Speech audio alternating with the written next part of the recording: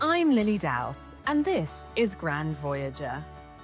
In this series, I travel the world to discover incredible places filled with culture, luxury, and adventure. Along the way, I meet the people, taste the flavors, and experience the moments that make each destination unforgettable. Today, I'm traveling to one of Europe's most dynamic and unique cities, a fascinating destination which is gearing up to host Expo 2027. Zdravo and welcome to Belgrade. In this episode, I'll be immersing myself in the culture and complex history that gives this city its amazing positive energy. I'm starting my tour of the city by transporting myself back in time, meeting with the Belgrade Insider to discover some of Belgrade's unique history. We meet in Republic Square with Jelko dressed in traditional Serbian attire. This is the main square in the city and the main meeting point in Belgrade. We are surrounded by two main buildings, the National Theatre and the National Museum, as well as an iconic monument. So I would say Knez Mihailo Obrenović, the man that is on the horse on the Republic Square, was one of the most important historical figures for Serbia because he was in charge of liberation at the end of Turkish Ottoman period. In order to reach Belgrade Fortress, we walk along some of the key bustling streets of Belgrade, with one important street being notable due to the fact that its name has not changed since 1870. So some streets in Belgrade has changed the name 6-7 times, but this one never.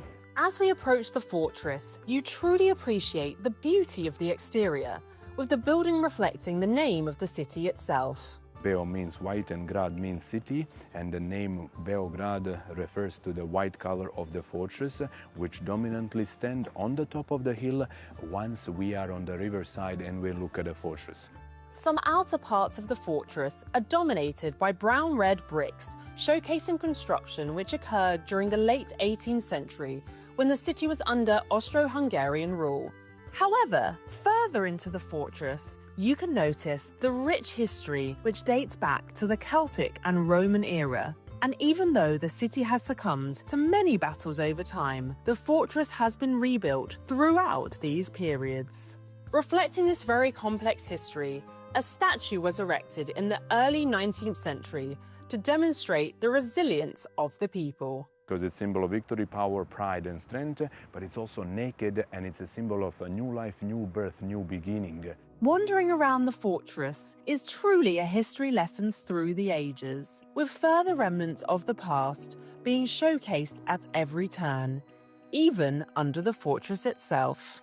You definitely could spend a lot of time exploring, but I have one more stop with Jelko, the Church of St. Sava.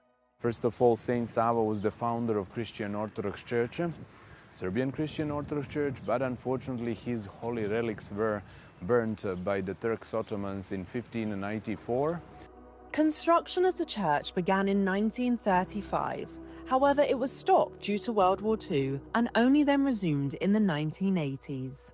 Inside the church, you notice its huge dome and golden mosaics, which span as far as the eye can see. Just a short drive out of the city sits Avala Mountain, a small but historically important mountain south of Belgrade. Joining me for a hike today is Milan, an active adventurer who knows the best route to the viewpoint. You like it? I absolutely love it. Yeah, I love being surrounded by trees. Yeah, clear nature close to the Belgrade. Amazing. Really amazing. I think that's definitely what sets this apart, right? You're not far at all from the city, but you feel a million miles away. The journey up the mountain is very picturesque, and we decide to stop at a freshwater spring to enjoy some local water. Some good water. And cold. Very cold. We continue with our hike, speaking about the importance of the mountain and also the history which surrounds the city. There's so many different layers to the history, different people coming in, that it's really complex. Yeah, we talk about that because the Belgrade is on the crossroad of two rivers, a good point to control trading west to the east, and everybody wants to stay on the Belgrade or conquer the Belgrade to control trading. As we reach the top of the mountain, you are greeted by spectacular views from every angle. You can see Avala Tower.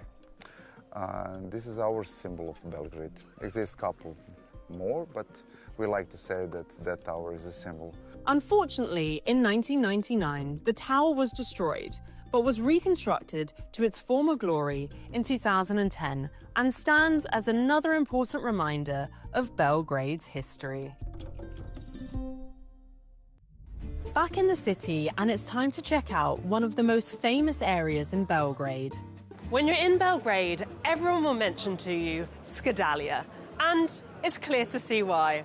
I'm really excited to try some Serbian food. To embrace the flavours of Serbia, I'm heading to a well-known restaurant frequented by artists, politicians and royalty. Three Shashira, or Three Hats in English, has been serving traditional food for over 162 years, closing for only 6 days over World War II. They allow me into their kitchen to prepare two very special dishes. Today we prepare cevapi, Serbian traditional meat.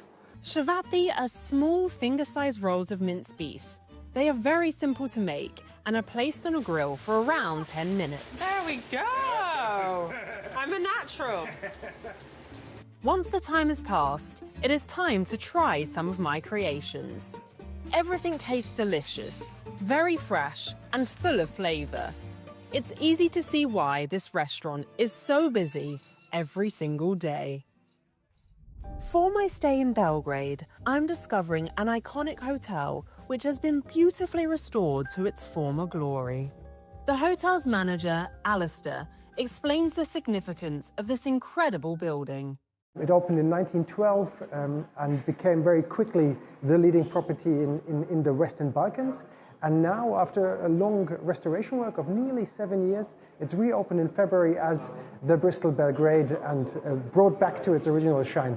There's been excitement, there's been drama, there's been romance. We've been home to celebrities like Garry Kasparov, the chess grandmaster. We've been home to Tito, to the British royal family. The hotel is a real reminder of the stunning architecture which graced the city over the years. And even with the modern twists, like the wellness facilities and spa, elegance and classic features are observed throughout.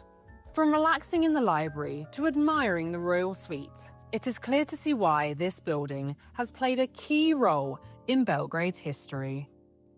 When history and luxury come together, it truly is something to behold. It takes you back in time. You can imagine how it was all those years ago.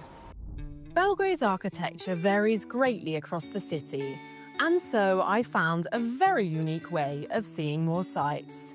Welcome to Belgrade, it's a pleasure. Hopefully we will show you Belgrade from another perspective, especially from our tiny time machine called the Yugo car, to show you a little bit of Belgrade as a capital of a much wider country of Yugoslavia, a country that no longer exists but is still there in traces in Belgrade. We hop into the car, which Maria from Yugo Tours explains has a very interesting historical importance. This one that we're using today was produced in 1980 and was actually purchased by a member of the secret police just the day after Tito, the president of Yugoslavia, died. We start by heading to Novi Belgrade, an area which was mainly constructed post-World War I as Belgrade became the capital of Yugoslavia. One such building constructed in that period is our first stop, the Western Gate of Belgrade. This building is one of the iconic buildings of brutalist architecture. It got its name by French words béton brut, raw concrete, that was used as the main material to build some of these things. The architecture might not be for everyone, but it really is an important style which is observed throughout Novi Belgrade. To understand more about living within these buildings, Maria has brought me to Block 23, where we are walking in the footsteps of local residences. Well, this is just an incredible space. As we say, it's an oasis in a concrete jungle. Definitely. There are schools, play areas, coffee shops, and sports facilities all within the blocks of buildings. It truly is fascinating to understand the importance of these buildings in the industrialisation of the city post-World War II, with many residences moving from the countryside to buildings like these.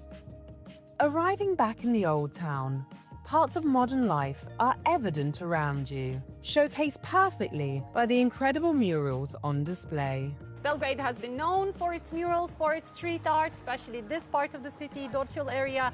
It's a reminder to be like, hey, things haven't always been perfect. And they still not are, but have fun on the way. There are two very important rivers in Belgrade, the Sava and the Danube. Where they meet is a large natural river island known locally as Great War Island. I've decided to explore this wonderful spot by kayaking with a local instructor named Daniel. It's a beautiful and calm day, making floating on the river feel extra special. Eventually, we make it around part of the island and stop to enjoy the views. In the summertime, they come with the boats. Here is a lot of boats, small boats. We don't have a big yacht, and small boats like 5 meter long, where families come and children swim here. Serbians have the best lifestyle. I could definitely get used to this. Kayaking, barbecues. Yes. This is my kind of place. Yeah. I really enjoyed paddling around the water, but sadly, it's time to head back to shore. Belgrade truly is a city which embraces and celebrates its unique past and traditions, whilst progressing into a more modern and bold city. I have collected so many incredible memories which will last a lifetime. Belgrade is a city full of energy. You can't quite put your finger on what makes it so special, but I truly have had such a wonderful trip. But now, time for my next adventure.